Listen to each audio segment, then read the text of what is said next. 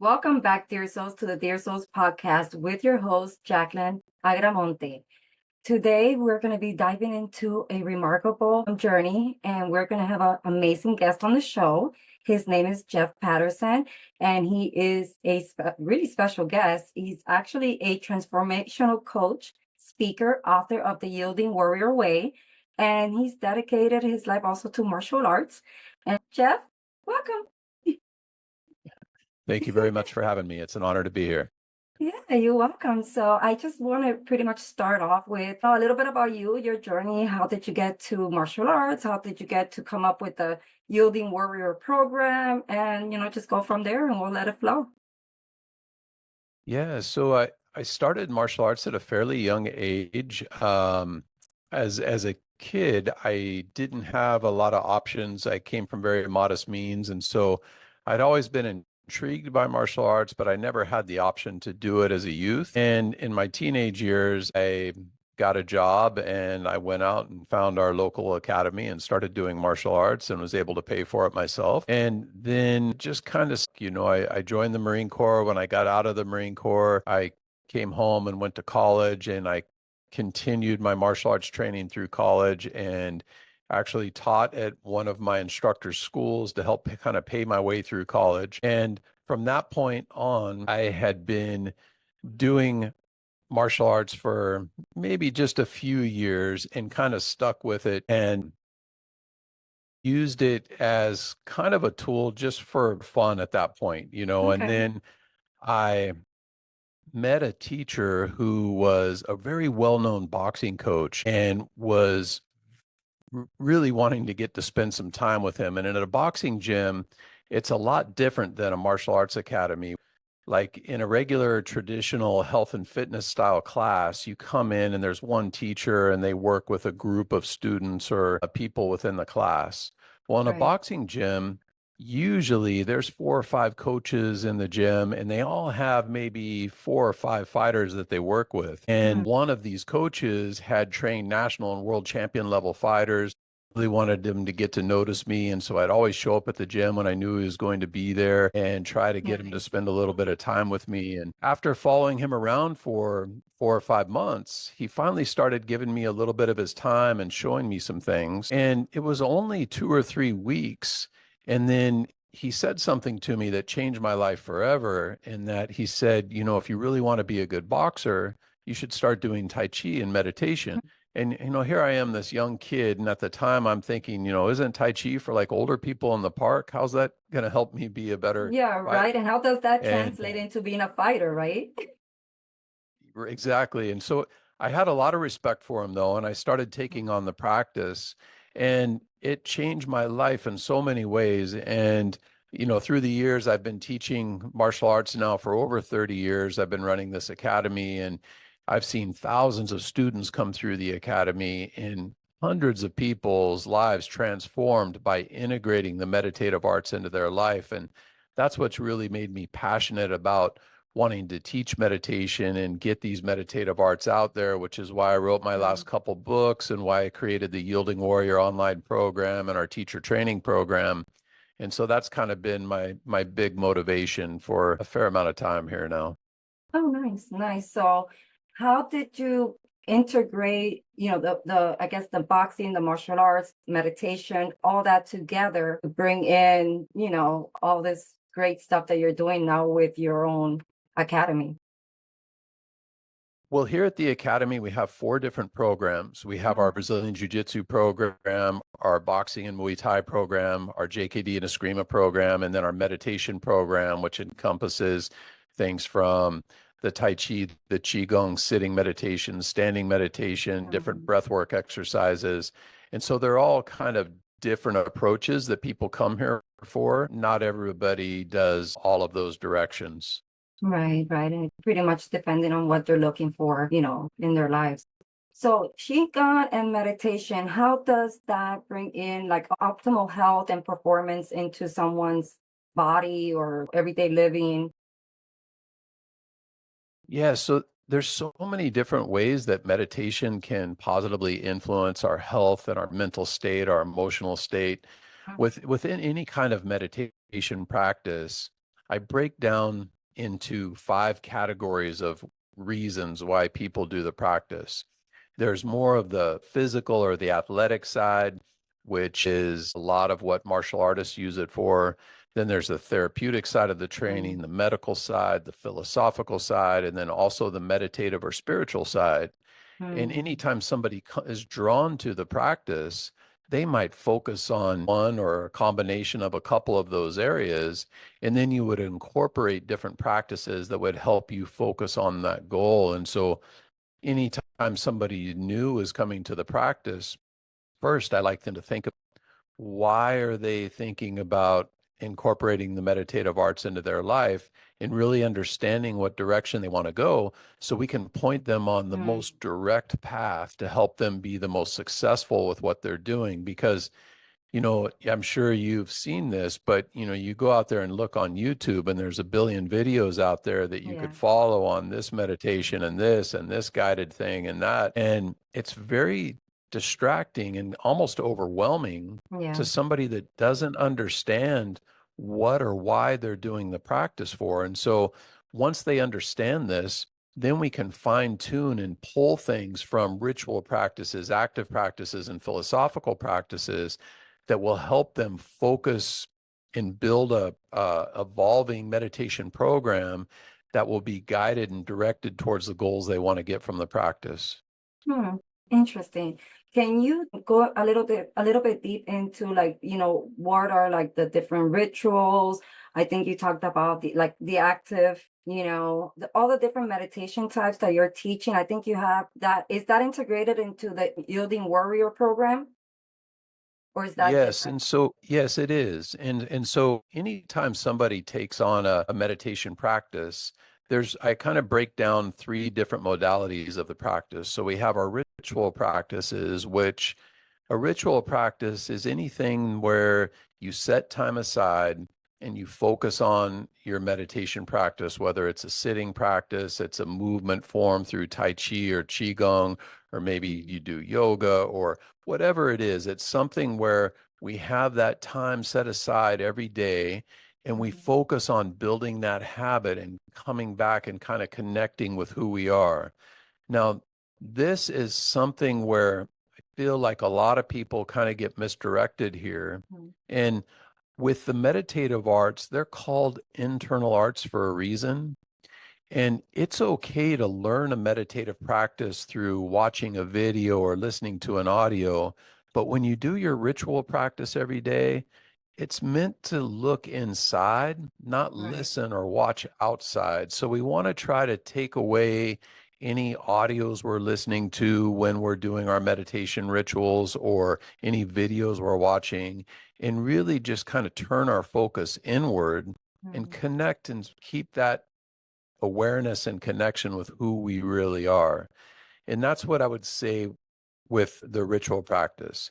Okay. Then there's active practices, and active practices are really great tools. And there's things that you can do when you're walking down the street or standing in line at the grocery store. There's so many ways that you can incorporate these, and they could be as simple as counting out 10 breaths or doing some spinal rotations or maybe a movement practice for 2 or 3 minutes.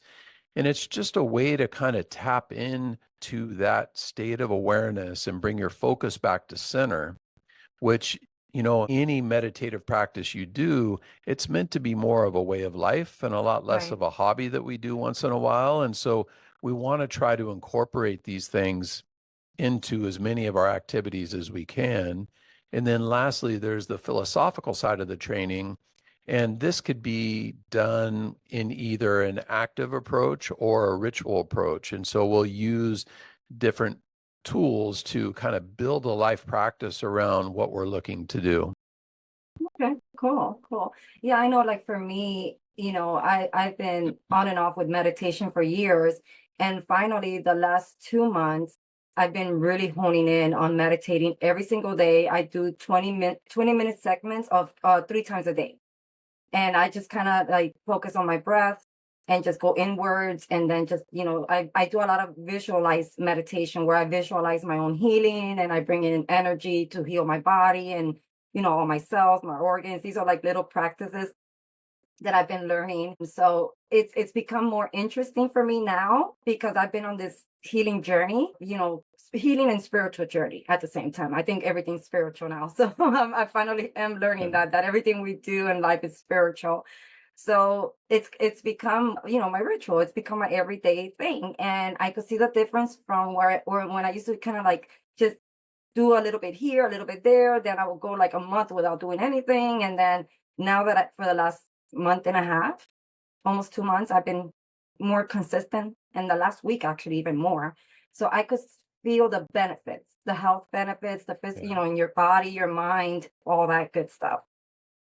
So, And the go ahead. Oh, I was just going to say that's so great that you're doing that. And notice how, even after just a month and a half, how you're already noticing these benefits. One of Mhm. the cool things about meditation is that it builds momentum. So you keep that up, and 6 months down the road, a year, 5 years down the road, it's only going to keep getting better. And so Yeah. it's nice that you're able to see that from the beginning, but it just gets better as you go forward. Oh yeah. Well, it wasn't always like this. It was a little difficult at the beginning because I was like, in my head, and then I would have thoughts, and then I would be like, I can't do this, and I know that happens to a lot of people out there. And then what kind of switched for me was when I started really honing in on my spiritual journey, that I wanted to really channel, I wanted to learn to channel. So to be able to do that, you have to meditate more. You really have to go inside yourself, and that is what got me to really hone in on it on a daily basis now. It's become my passion, one of my passions, because I got so many different ones, so but yeah, it's interesting how if you don't give up on it and you just kind of like keep doing it, and if a thought comes in, just see the thought, let it go. Don't let it disrupt you. Don't listen to the thought. It's not your thought. It's just let it go. So for people Yeah, that, through, sorry. sorry, go ahead, please. No, no, it's Please okay. go ahead. For people that are starting to do meditation, but they can't quiet their mind, and it's constantly like stuff coming up, what would you recommend that they?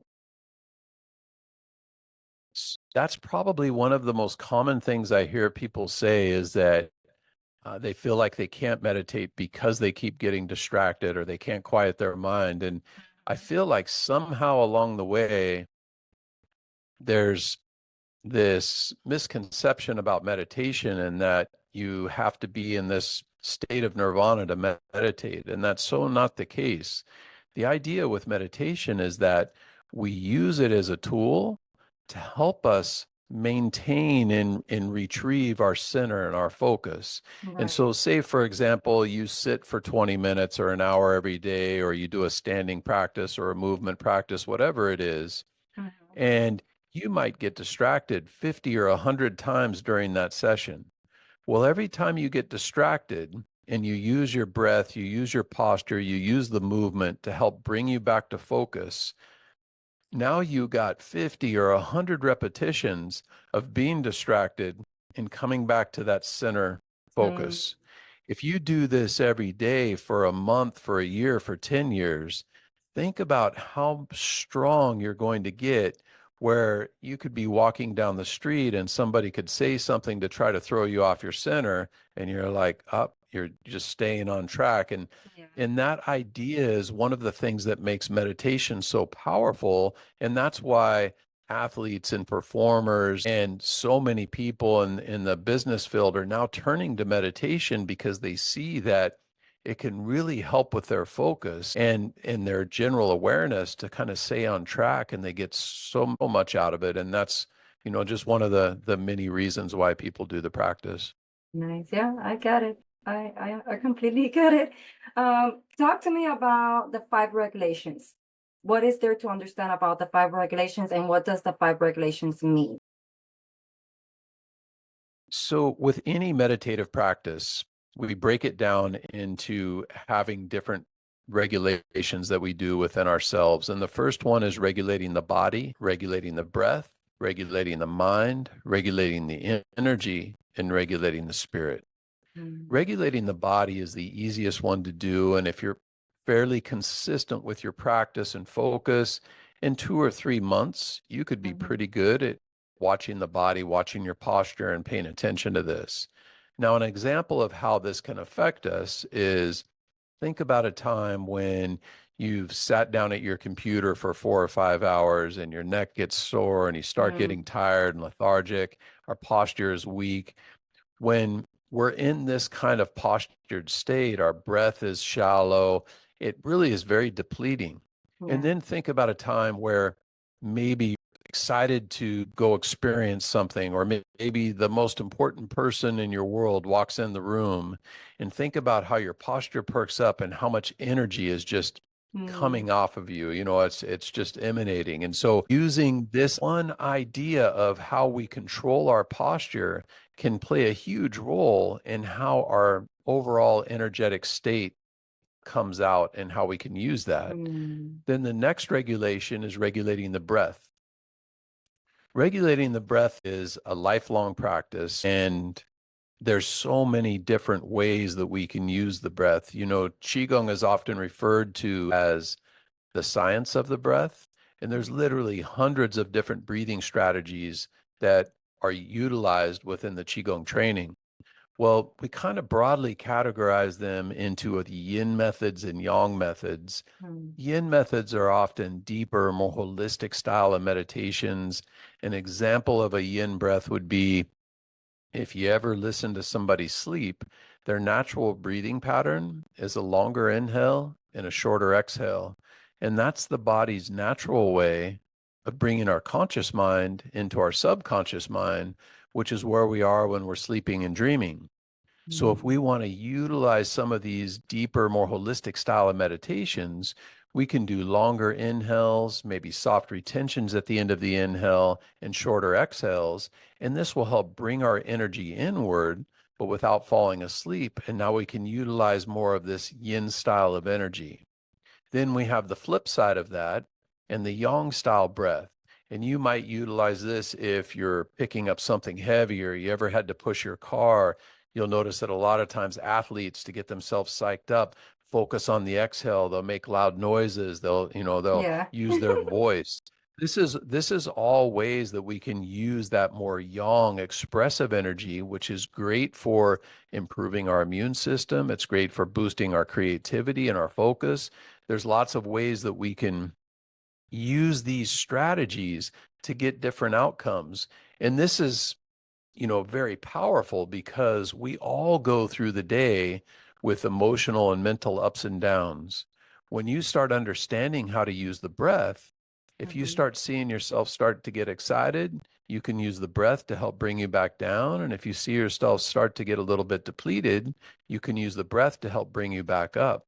And now this is very conservative for helping with the energy conservation, and which is Mm. powerful.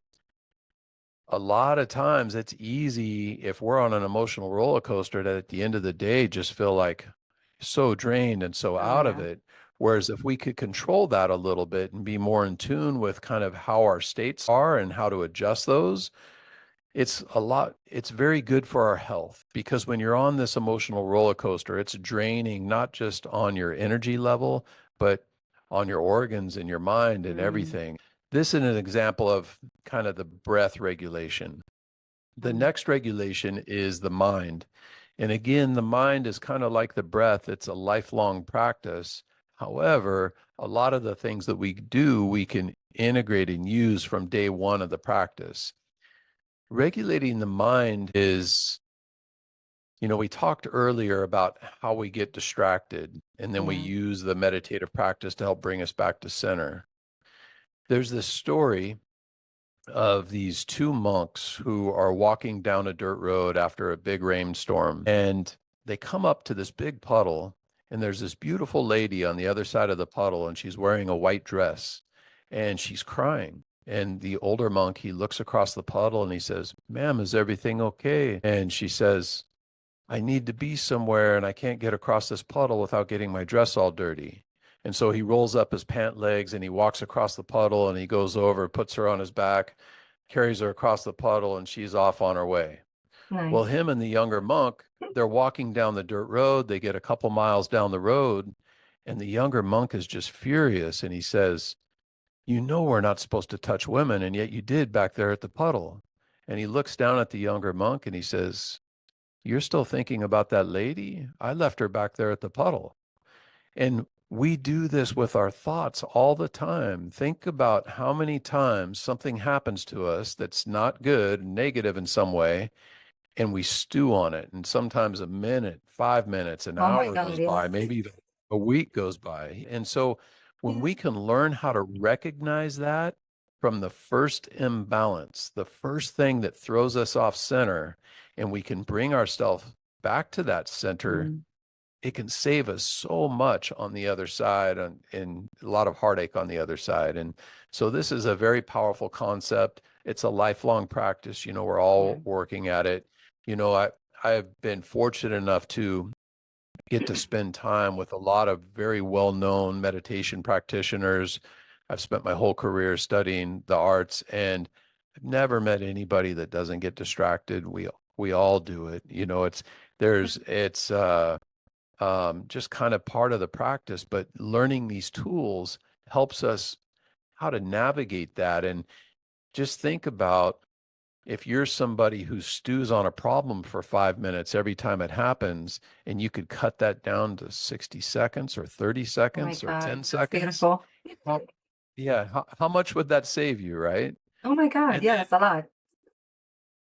the next regulation is regulating the energy. And if you've learned the prior three, regulating the energy is easy. And this is used for different energetic circulations in the body, different meditations that we do. It's something that we don't even get to until we've had the prior three. And like I said, the breath and the mind is quite the process.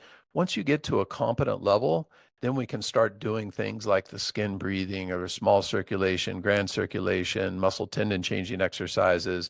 But Mm, in order to do these energetic circulations, we have to have the prior three. And then lastly, we have regulating the spirit.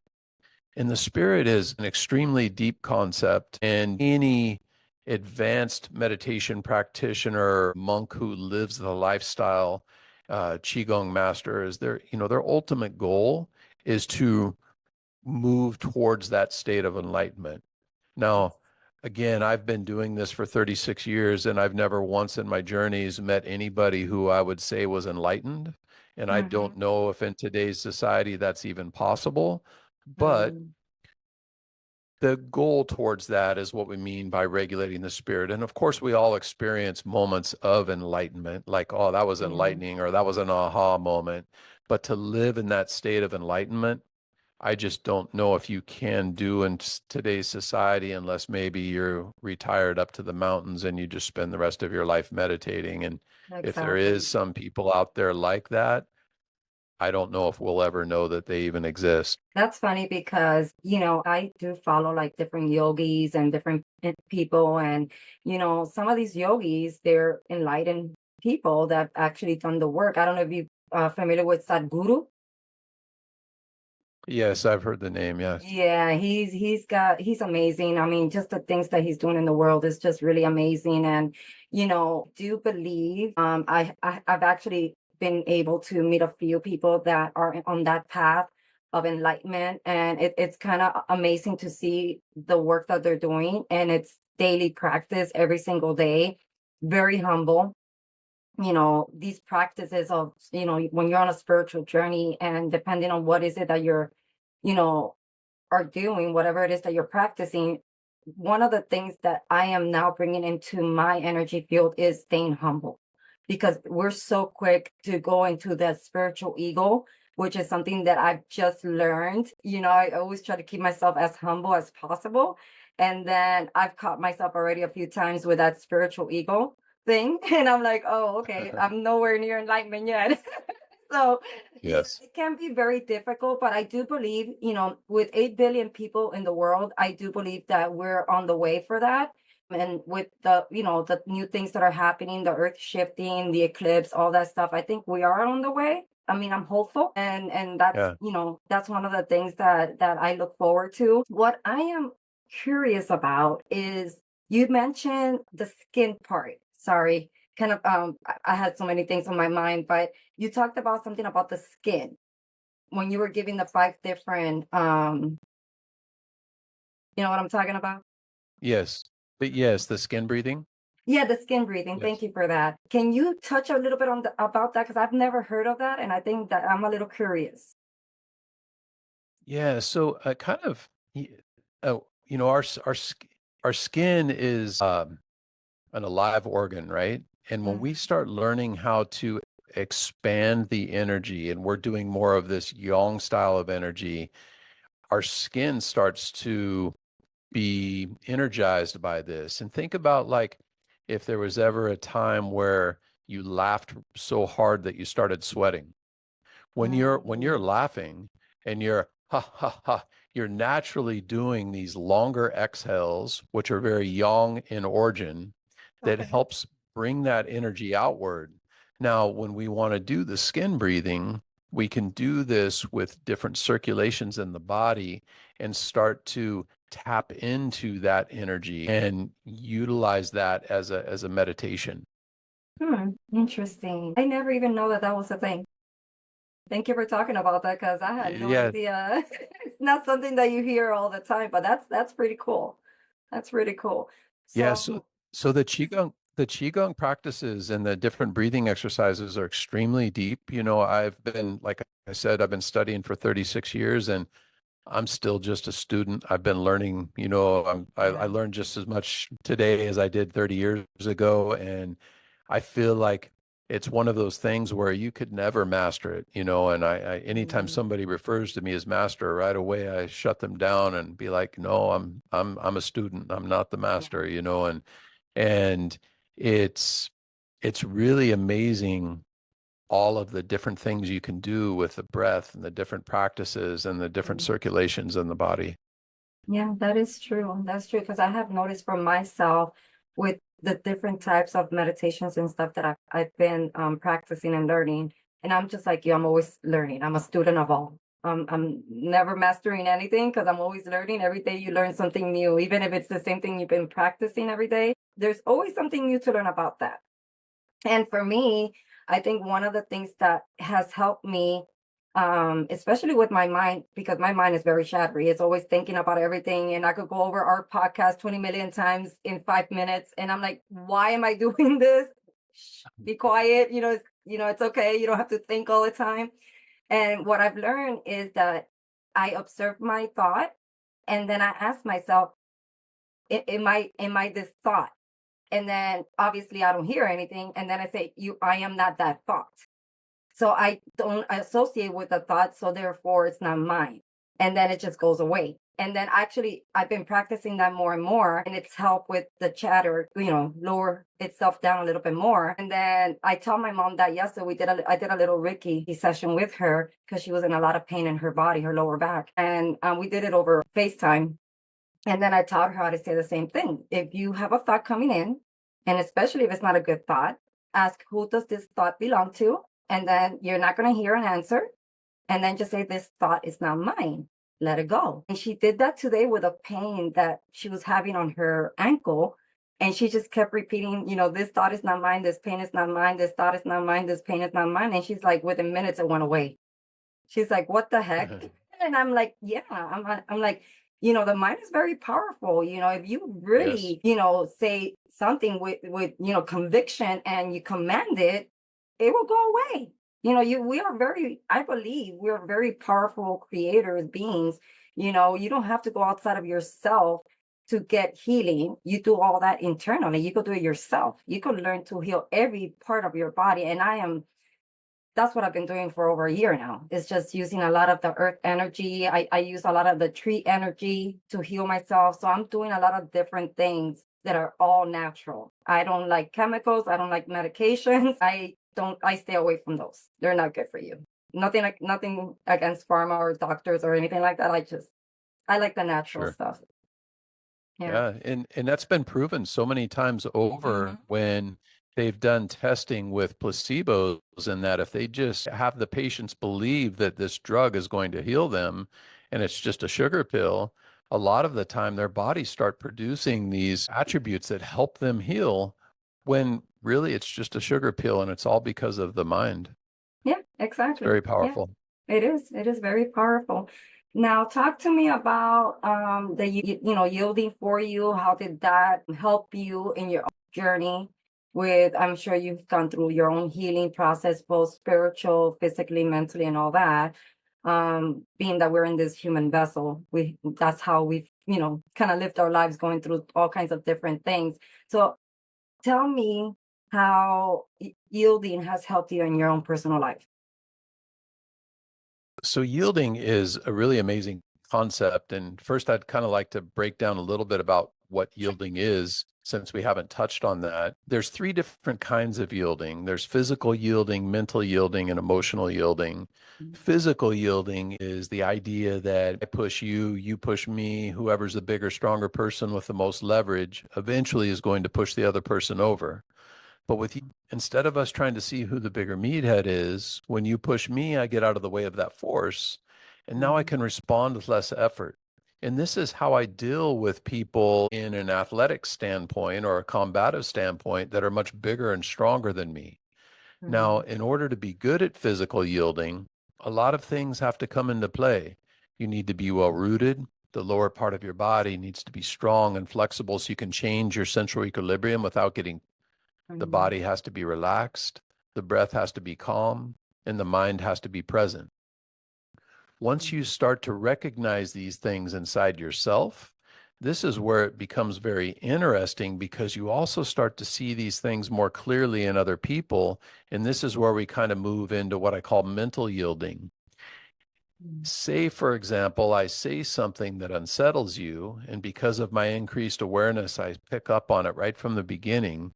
It's a lot easier to adjust the conversation and keep us in a happy place than if I'm not paying attention to that. And pretty soon I'm so far off track, you want to slap me upside the head. Mhm. And so learning how to use yielding in Right. all of our interactions is extremely powerful. One, you're just being considerate. But Right. two, it's very strategic in that it can help you lead conversations to a positive direction with the least amount of resistance. And this is extremely powerful in relationships, in business, and Mhm. sales and negotiations. I mean, there's so many applications for this. Then we have what we call emotional yielding. And emotional yielding is very much like mental yielding, but it's with your own interpersonal conflicts. Mhm. So you think about sometimes things will happen to us and we'll respond and we'll go down this path. And we might get an hour, a day, a week down that road and realize maybe that wasn't the best choice. But with Mhm. yielding and our increased awareness, if we could have recognized that from the beginning and maybe taken a step back and said, maybe this is a better approach, a lot of times it can save us a lot of heartache on the other side. And, I've been explaining this idea of yielding for years here at the academy and through teaching. One of the most common things I'll hear people say is that, I understand. I use yielding all the time. That makes a lot of sense. And I would agree with that, and that I think everybody uses some degree of yielding on a fairly regular basis. Right. However, it's kind of like if you or I were to walk into a crime scene with a detective who's been on the job for 30 years, he would see things about the series of events and the timeline that I know at least I would have no clue of. Right. And I feel like the meditative arts helps us see things inside of ourselves and inside of other people that Mm. most people will never have any idea of what's going on if they don't have a meditation practice. It helps us kind of get to that higher level of awareness that you just can't experience without it. Mm. Hmm. Interesting. So basically, so I know that what I believe you call yielding is what I call shadow work. Could it be a little bit of that? You dive deep into your shadow work, you're, healing your inner child, things pop up for you. Because I know for me, I've gone into a lot of shadow work in the last year, and it used to last weeks, sometimes months. I went through a lot of severe depression after we had a severe car accident a few years ago. And then after that, my grandmother passed. We lost our dog in that accident. So there was a lot of trauma, a lot of things. So for me to dive deep into my shadow work, it was really hard because that's part of having to also confront yourself and confront a lot of the things, that happen in your life, things that they did to you, things that maybe you did. And then, having to spend so much time there versus maybe doing your yielding technique that could get you probably in no time aware of those things that are happening inside of you versus spending weeks, months, who knows how long doing that work. I think it would have saved me a lot of time, honestly, if I would have had your technique, because I mean, I've had to go through different modalities, different processes to get to the point where now, whenever I go through something, within 24 hours, I'm good. I'm past it. Okay. I've been able to heal it or really understand why it came up for me. And then I go into my meditative states and stuff like that. But my God, if I would have had your yielding warrior program, I think instead of taking a little over a year to get to where I'm at with everything that I've gone through in my whole life, I think that could have gone down to maybe 6 months. So what do you think? Sounds of it, it sounds like maybe your shadow work might resemble some of the things that we do in emotional yielding, but Mm, it sounds different maybe than like physical and mental yielding. But it does seem like there's some correlations there. And once you start learning how to use this idea of yielding, it depends on the individual, but it can definitely cut down the amount of time we spend on those negative paths. yeah, because oh my God, I've spent so many days, weeks, months, hours, oh my goodness, that I'm just like, why? Why did I have to do that? And then I just say, you know what? It Yeah. was perfect. That was my journey. That's what I needed. Sometimes you got to go the hard path because at the end, it's what you were supposed to do. It's the way that you could heal. Some people need less time, some people need more time. For me, it's like with the mental health and how everything's getting worse and worse. Nowadays, I think that a technique like yours with the yielding warrior, I think that could help a lot of people that are struggling through depression, anxiety, panic attacks, suicide attempts, all that stuff, right? Yeah, we've had probably 26,000 students come through my academy here, Mhm. and I've heard hundreds of stories of people who are dealing with depression and suffering from anxiety, and even people who are suicidal who have taken on this practice and it's turned their life around. And so I've seen Beautiful. that firsthand. And, through teaching the martial arts, it's always been fun for me to go out and have a jujitsu competitor that goes and does, but nothing hits home as much when somebody comes in here and says, I was thinking about committing suicide and this practice changed my life. And that's one of Mm. the things that motivates me so much to get this information out there and really try to promote it is I want to get this out to as many people as possible because I feel like if everybody meditated, the world would be such a better place. And so I'm just out to try to make my mark and do what I can to get the information out there. No, and that's beautiful. I'm so happy that you're actually doing this kind of work and you've changed people's lives and that altogether is just beautiful. And I know it hasn't probably been easy, but it's been so worth it, right?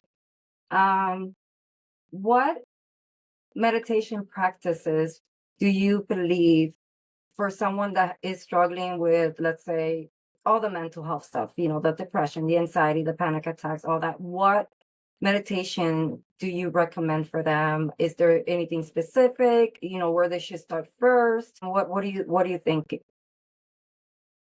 The most important thing is to develop the habits. And so, for any new practitioner coming to a meditative practice, what are your whys? If you're suffering from anxiety and depression, sit down for an hour and write out all of the reasons how anxiety and depression is negatively affecting your life, and really look at this and realize that there's a lot of reasons here to make some positive moves and to change this. Mhm. Now, tomorrow morning, when the alarm goes off and you don't feel like getting up to meditate, you can think back to all of those reasons and it'll be a helpful source of motivation to be consistent. And no matter what reason you're drawn to the meditative practice, that's number one, is Mhm. making it consistent and part of your life and a daily ritual. Once you do that, then you can start picking different techniques to help you with different ailments or different things that are coming up. So, like if you're having a panic attack, you could do more yin oriented breathing patterns to help kind of bring that level down and kind of come back to focus. So, there's a lot of different strategies that you can utilize. But the Mhm. most important thing for anybody, no matter what the reason is, make it part of your lifestyle, just like you do when you brush your teeth every morning, you meditate every morning. Once the Dalai Lama once said everybody should meditate for 20 minutes a day. Unless you're too busy, then you should meditate for an hour. And I love that saying, and that, Oh yeah. it is so important. And everybody has time to spend a little bit of time reconnecting to ourselves. We go through society and today, our busy lives, there's so much stuff going on. We're often wearing a mask. We're trying to hide our true feelings. We're Yeah. not trying to hurt other people's feelings. And we get so used to wearing this mask all the time. Sometimes we look at ourselves in the mirror and we're still wearing that mask. Well, meditation is one of those things that helps us take that mask away and stay connected to who we Mhm. really are. And that reason alone, it's very invaluable. Yeah, no, and I agree with you because I know that when I wasn't, consistent with my meditation, I would like, let's say, wake up in the morning and I was too tired. I'm like, oh yeah, I'll do it later. I'll do it tomorrow. And that's not true. It will never come. The moment that you feel that, in my opinion, in my perspective, that's the moment that you need to sit and meditate. Not push it for later because later is never going to come. That's just excuse. That's you could be lazy or you could just be in your head. I say when that moment comes, sit with yourself. Even if it's 5 minutes, right? It doesn't have to be 20 minutes, it doesn't have to be an hour. 5 minutes, little by little, and you keep adding more time and more time. Next thing you know, you could be doing an hour meditation, you could be doing a 2 hour meditation. So it's not something that you have to get to right now in my perspective. This is something that could be done little by little for those people that are super busy, that might be impatient, that, you know, they just maybe don't believe that meditation can really help them. I say, you know what? It does. It really, really does help.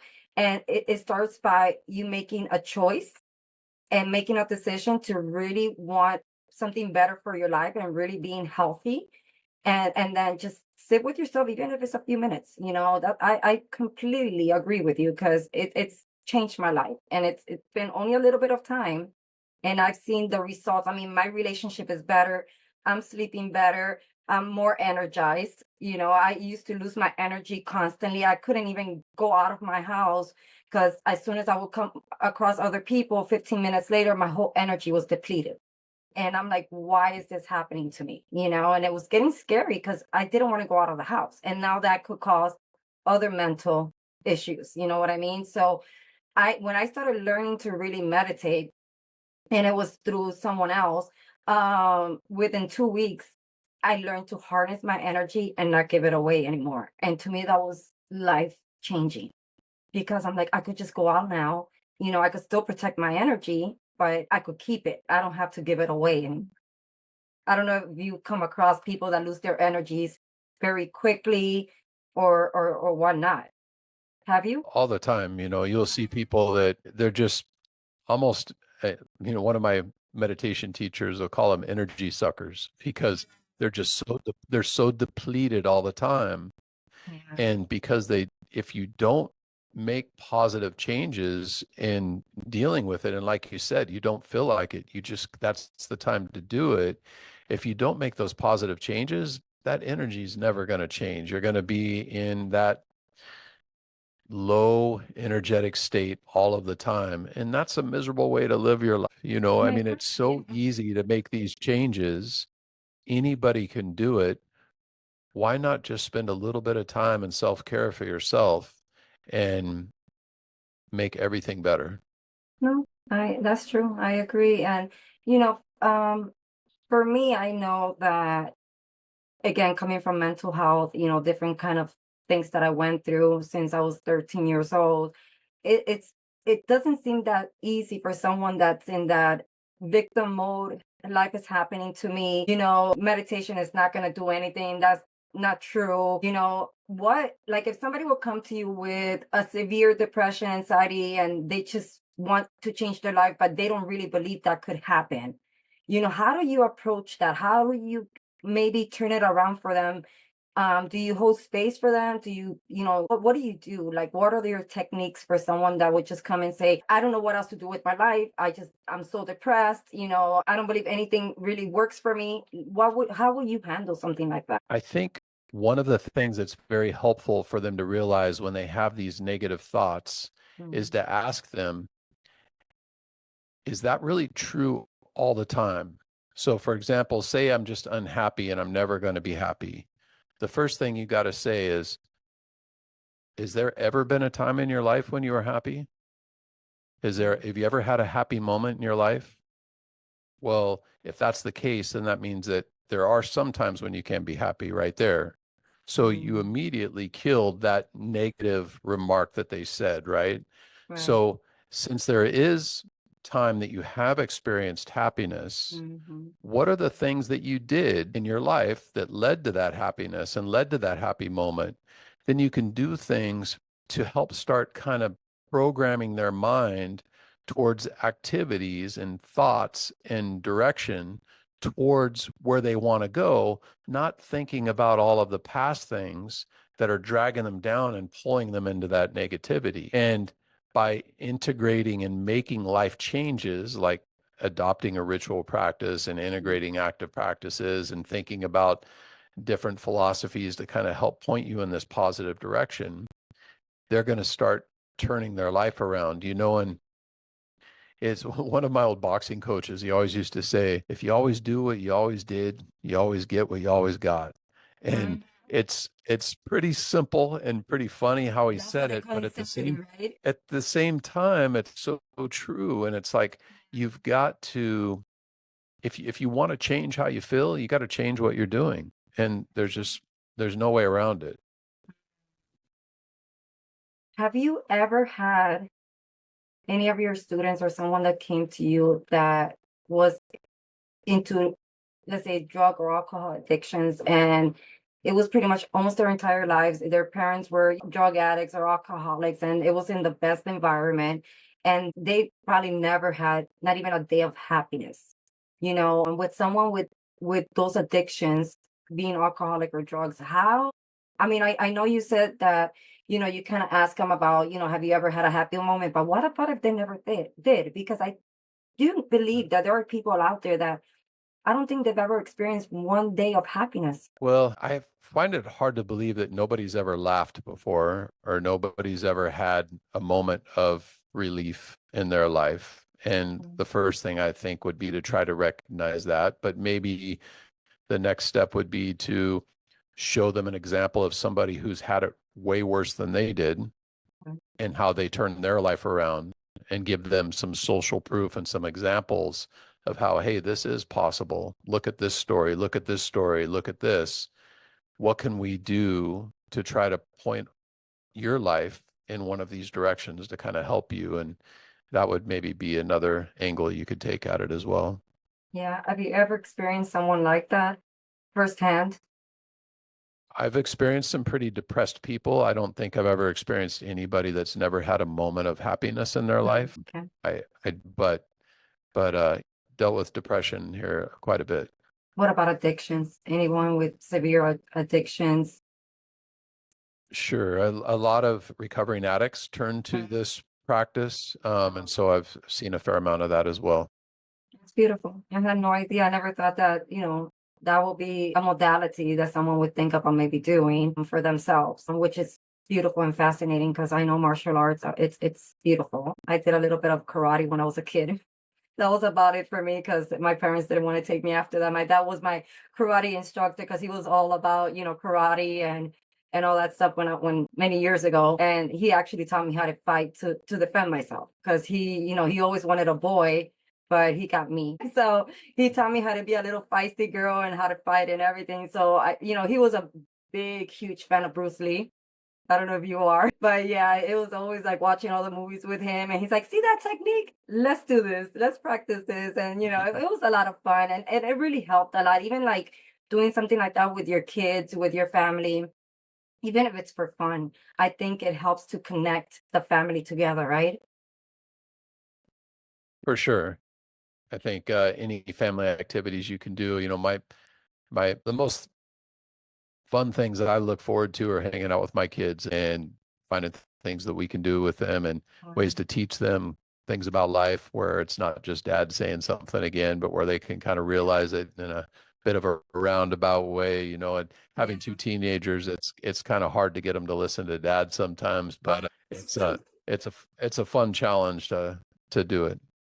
I'm sure. I have not a teenager anymore, but he's 29 with two girls, and it's been challenging with him lately, but he's amazing. He was in the military for a while, so in the Navy, so he's gone through his own PTSD, and I'm hoping that he gets into some sort of martial arts or something because he used to do MMA back when he was in high school, and he's done a lot of different, martial arts stuff. And I think that's something that would definitely help him to be able to get rid of that PTSD because that's not helpful at all, at all. Now, when did you come up with this technique of the yielding warrior?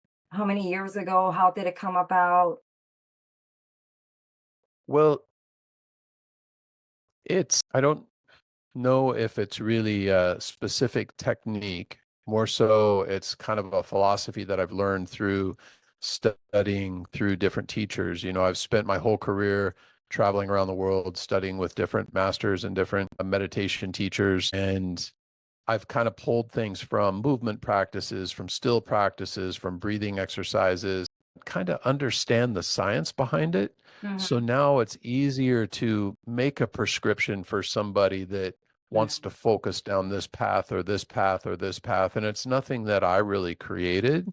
Right. It's more things that I've just general understanding of the art behind the breath and behind the body Mhm.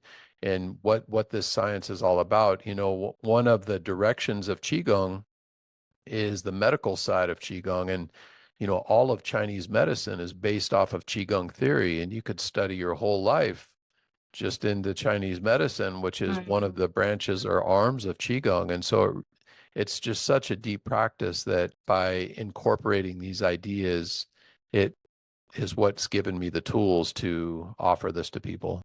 Well, that's beautiful. That's really, really nice that you've been able to incorporate all those different tools that you've learned along the way and just kind of put it into a program that's helping people out. That's just beautiful.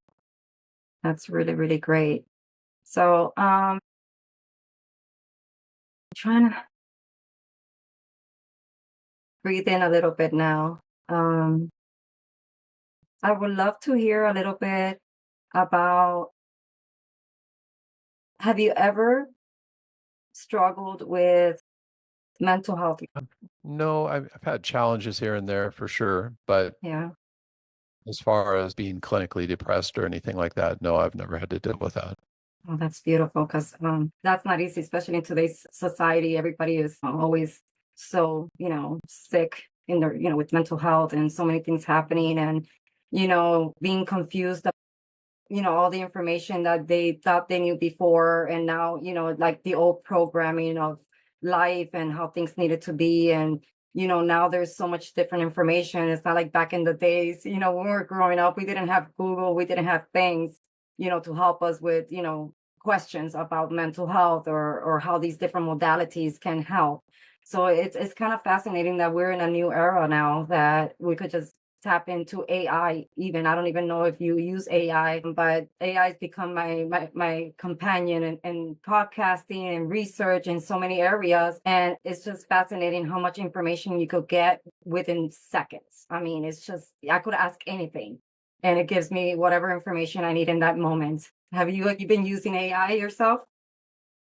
Oh yeah, we use it at the business here all the time. My whole staff is using it. It's helpful with generating emails and topics for programs for blog posts or whatever it is you're doing. There's just so many different applications of it. Wow. So where are you located? We're in Portland, Oregon. Portland, Oregon. How's the weather there? Is it cold usually? Beautiful. It's beautiful now. It's in the winter time we get a lot of rain, or winter, fall and spring we get a lot of rain, but the summers here are amazing. Yeah, just like here in the mountains, it's so beautiful. Now, for someone like myself that, now I'm healthier, I have my energy back, all these things. And yes, I am doing my meditations and I have different techniques that I use. But would you recommend maybe, because I know with my husband, we were talking about doing some sort of martial arts or something with maybe Qigong. I actually did some Qigong many, many years ago when I was in my mid 20s. And I did that because of a friend of mine that was into massage therapy. I had no clue that massage therapists actually used a lot of Qigong in their healings and when they do their meditation, sorry, their massage therapy.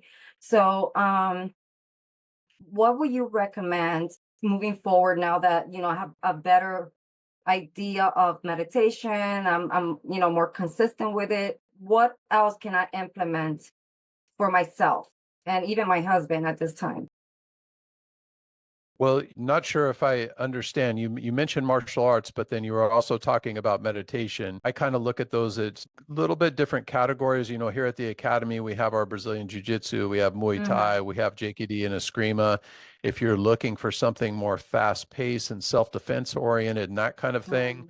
then I would point you in that direction. But if you're looking to enhance your meditation portfolio and to have more ideas on how to integrate the meditative arts into your life, I think the Qigong, the Tai Chi is great, sitting meditation, standing meditation through the Okay. Yi Chuan, studying breath work and understanding that. All of those are great avenues. In my online program, The Yielding Warrior, we go into different sitting practices, different Tai Chi practices, Mhm. Qigong sets, sitting meditations and breath work and understanding energetic circulations. All of that is geared towards the meditative side of the Okay. training. I don't, in our online program, we don't have anything that's kind of geared towards the martial side. It's Okay. most of that is done in person. We have neck injuries from car accidents and stuff like that. So it's kind of like I don't feel where I could go into something very strong right now, something like martial arts, but I want to do something that is going to bring in more of a, for me to be more consistent, for me to have more of a practice, a daily practice that I could maybe move my body more because I started integrating more of the yoga, very soft gentle yoga because I still go through some pains in my body, especially with my neck and stuff like that. So what are, I guess, the modalities that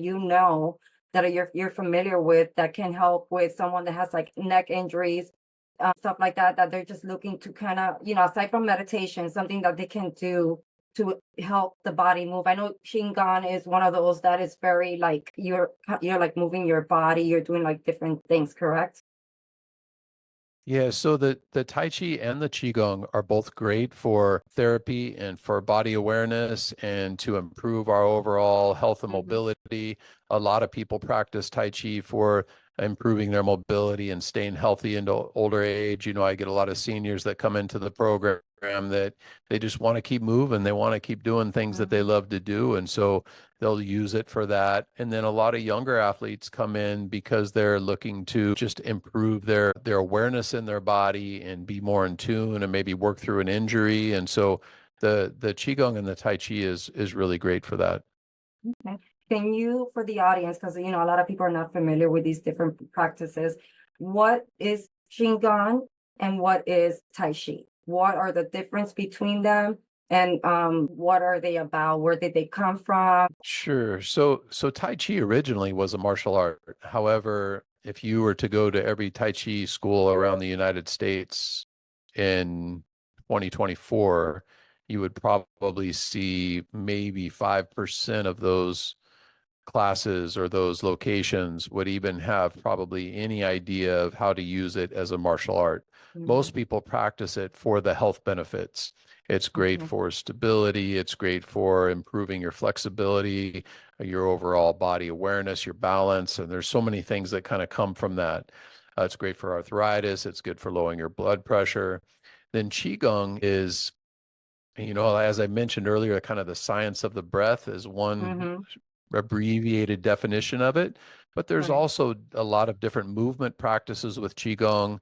There's sitting meditation with Qigong. There's standing meditation with Qigong. There's Mm. breathing exercises. There's the medical side of Qigong. And so there's just many different directions. I guess as a general definition is Qigong is a meditative art, and Mhm. it's got a lot of different tools and modalities used within it. Okay. Beautiful. Okay. Would someone with certain disabilities, like being in a wheelchair or just any kind of disability, are they able to do Shingon or any other practices with, that will help with their, disabilities? So anybody that can breathe can do Qigong practices. So if you can be aware of where you are and start with the breathing exercises, if you can move your arms, you could do some movement exercises. There's something for anybody within that practice if you wanted to incorporate some of the meditative ideas within it. Nice, nice. That's good to know. Now, I know touched up on a few little things here and there. Is there anything, because I know you had sent me some questions and I think we're, through those questions already. Is there anything else that you want to talk about, that you want to hit on, that you want the audience to know? Anything that we've missed that could come up to your mind right now? No, I think we're pretty good. Just I guess the only thing is if this sounds like something that you're interested in diving into more. Right now I'm offering a free copy of my book. You could go to theyieldingwarrior.com/book and get a free copy of that, and that would it just you just pay for shipping and handling, but that would give you an idea of kind of what these practices are all about. I have the online program up, which is theyieldingwarrior.com, and you could try that out for a couple weeks and kind of experience that and see what's available there.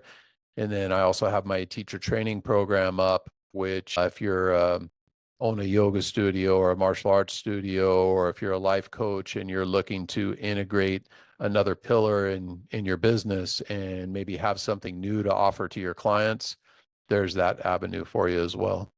That's good to know because I am looking to within the next 6 to 10 months, it's integrate some coaching modalities myself, things that I have been learning, things that have actually worked for me in my spiritual journey, my healing journey. So that's something that I definitely would love to tap into with you, and maybe we could do something together, some sort of coaching training. I know that there's so many people out there that they go and they do certain trainings with, of coaching with certain people like, Tony Robbins or Jay Shetty. And then they go ahead and teach those tools to other people. So if, that's something that, I can do and learn, your techniques and stuff like that, and then be able to give that forward to other people and teach them. And then that's just kind of spreading the word and helping more and more people out. That's something that I definitely would love to learn. And, definitely look into that in the near future. Nice. That sounds great. Thank you so much for having me on. I appreciate it. Yeah, of course. No, and it was my pleasure having you here today. And hopefully, we'll get on another podcast in the future. I'm sure we're going to have more stuff to talk about. And I just appreciate your time and connecting with you. And then I will definitely connect to be able to do these coachings in the future and use your beautiful techniques of the Yielding Warrior program. I'm going to actually start implementing that into my life and, teaching my husband how to do it as well, because I think it's something that would definitely even help people in their relationships. It could be with their spouses, with their kids, their parents. I think it's something that definitely will bring in better mental health, more connection, more love, more healing into our lives, our bodies, our minds, our spirits, all that good stuff. So I really do appreciate having you here today. I will put on the description all your information for everybody to be able to find you. So it's Okay, my great. pleasure to Thank you have so you, much. Jeff. Yeah, you're welcome. Thank you for being on the show.